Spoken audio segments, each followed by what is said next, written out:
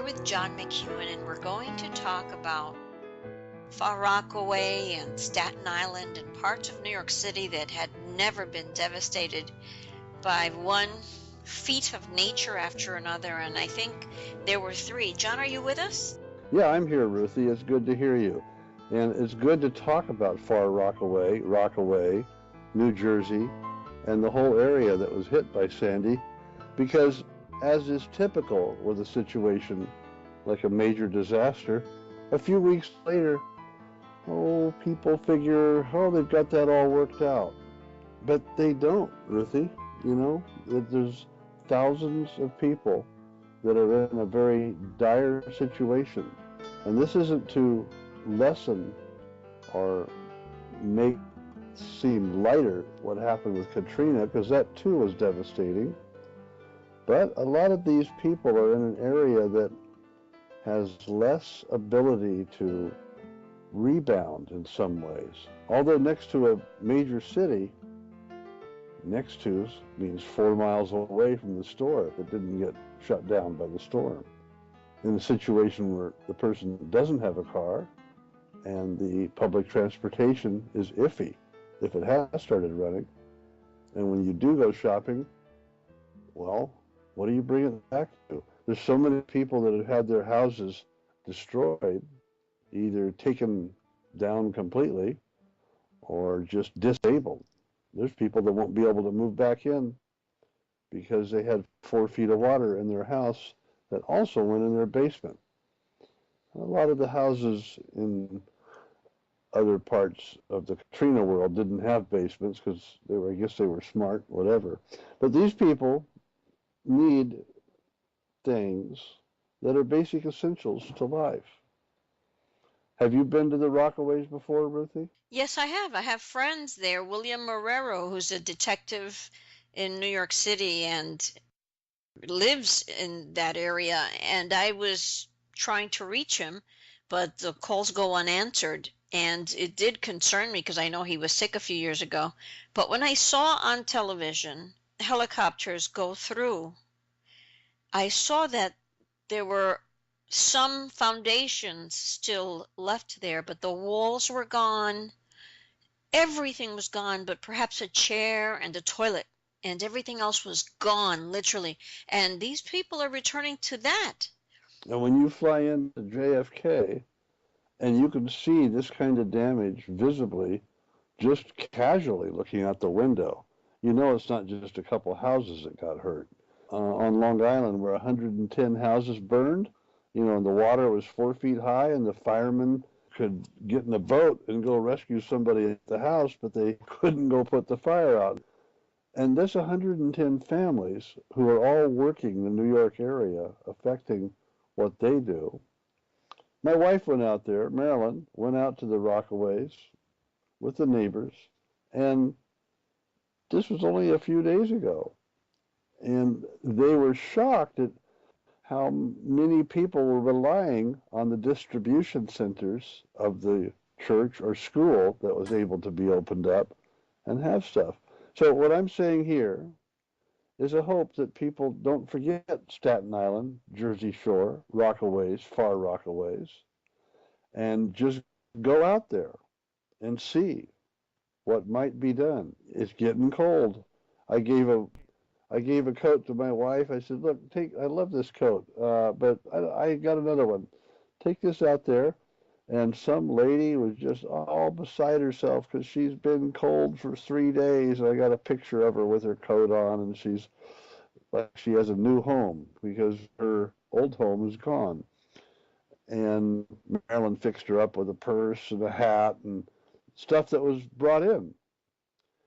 But just helping out in general. Now, I haven't seen a lot of Red Cross. You see those disaster relief trucks, but I'm not sure what they do, but I know they do something. It's getting better, but this was a massive smashdown. And I also saw that Doctors Without Borders are there providing treatment and doing triage on the sidewalks. I was very impressed with that. And they need that because some of the doctors, dental, etc. offices that were operating in the cities like Long Beach and right there by the shore are inoperable. Just very third world country. When you see the picture of that roller coaster in the ocean, that's not all that's in the ocean, because you don't see a lot of what was in the ocean. The pier it sat on is in the ocean. The boardwalk is gone. As the boardwalk in Atlantic City is really destroyed. And Atlantic City, many people don't know, is the #1 vacation destination. More people go to Atlantic City Boardwalk than Disney World or Disneyland. And not this year, not this coming summer, they won't. And the city is also going to be affected drastically by the immediate cancellation of tourism. That's in the millions and millions of dollars. Well, the tourism is going to be okay on Manhattan, but it's not Atlantic City and not Jersey Shore and not, I don't know how Ocean City, Maryland did because I'm not close to that, but there's a lot that needs to be paid attention to or looked at. Schools are getting back open. Most of the subways are back up. But see, many people don't realize that Manhattan is America. Now, this isn't to say that Mississippi and Georgia, Alabama shores are not, Louisiana. They are kind of a segment, a very important segment. The Port of New Orleans, the fishing, they've been hit with the oil spill and the hurricane. But this double whammy on this East Coast section, when I say it is America, it's all the cultures in the world are known to get along better in New York City than they do anywhere else in the world. Because it is so competitive, they have to get along. Well, they're getting along helping each other, but they need help. The people on Staten Island are going to need help for quite a while. For years, I think. The Staten Island people, as many may not know, there's a lot of firemen. There's a lot of policemen that work there. But they're off helping people in other boroughs often. And I also wanted to mention that I noticed many families that had involvement with multi-level marketing and other such programs. Many of them were charged automatically as though everything was fine. And when they went to buy food, they had forgotten that they're involved with these programs, and the programs automatically charge them their monthly fee for product or whatever it is that they sell. And many women with children had no money, and Con Edison charged their account. Isn't there anything being done about the fact that all of these established corporations are charging so many injured and suffering people? Light, which there is none, cable, which there is none, and all these services, they're charging them as usual. I really wish that they would make some decisions and put that money back so that these families can feed these children. Hopefully someone will be listening to us that has the power that I don't have to be able to get to people. One of the difficulties is when you don't have power, speaking of the other kind of power, you may not be able to get your cell phone charged. You may not get your computer running as long as you want. You definitely won't have television. You won't have cable. One of the difficult things about this was just getting the word out. There's a lot of people that should be told, make sure you call and cancel your cable bill if you have one. Make sure you call and cancel that monthly thing that you were getting billed for. And they couldn't. Their phones didn't work. Also, many have not thought of it, and then they also couldn't. But there's little things that need to be done, like that. And now I just heard that the rent is going to be forgiven for the month of January to make up for the month of December, but there's people that are making house payments on vacant lots or being threatened to make them. And yes, something should be done. It should be made a crime to harass a person who's just gone through a devastation, to demand money of them. I think that that's outrageous. I don't know if it should be made a crime, Ruthie. Making a law is much more difficult than doing something like suspending a certain type of action. It's like, we're going to suspend alternate side parking. for the week of this disaster. Oh, and we're going to suspend the bus service to pay your gas bill for 2 months or three if you can get the gas on. Or, I mean, the gas company can afford it. Oh, And absolutely. if you live within 10 to 20 miles of this area, I would say you will not regret getting in your car, and not just junk. Take something that's wearable. One of the difficulties is a lot of younger people that have no clothes, and they have a bunch of old adult clothes to pick through. You know what I mean? There's a bunch of kind-hearted people are taking stuff out there, and but younger people, if you can give them something to feel good about, everybody out there that wears nice clothes knows how they make you feel. Imagine if you could not get to the store and when you got there, you didn't have the money because your house is gone. It's just, it's hard to imagine. And I wanted to share with you, because this is very, very important, that the Stewarts, B. Stewart and Dina Stewart from our Miami Bureau, years ago, dealing with Hurricane Andrew, prepared an academic program for children to help them grieve, because many of those tough urban kids from the inner cities, they're macho and they don't cry and they don't show a tear because that's sissy, and that's not something that they'll be caught doing. And they didn't grieve, and within 3 to 4 months after the incident, they began to act out, and it was en masse throughout the city.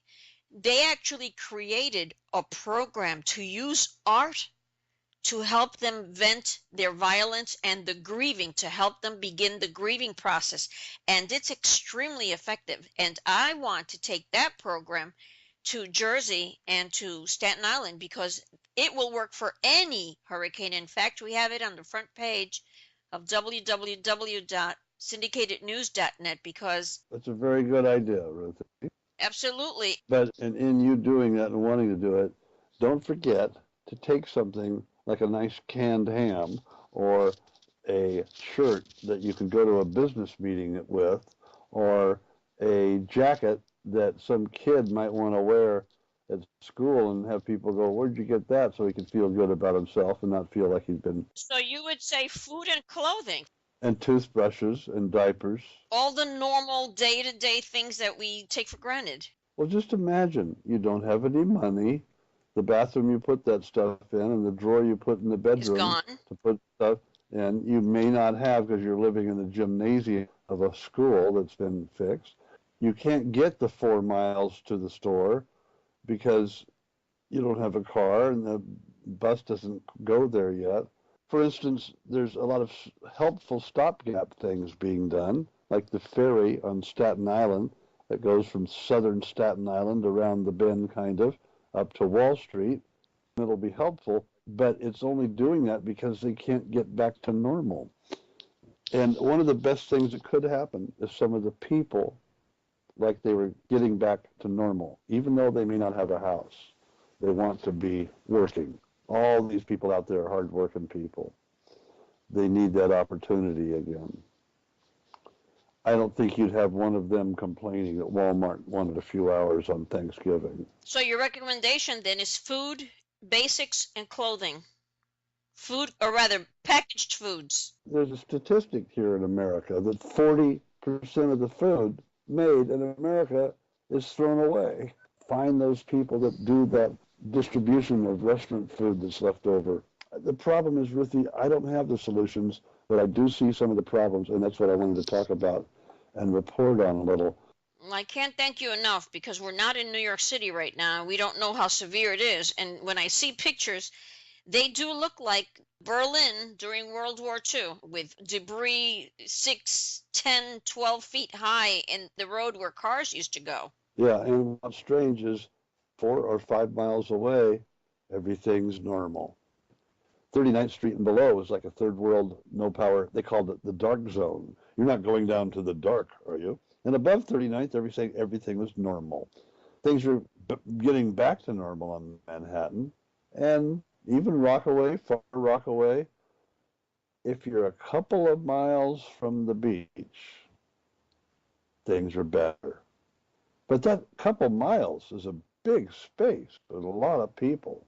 And if you can help with basic food or clothes, then they can have money to help recover other parts of what they have to do. One of the things that I could recommend is looking into local area churches. And I'm not talking about major religion.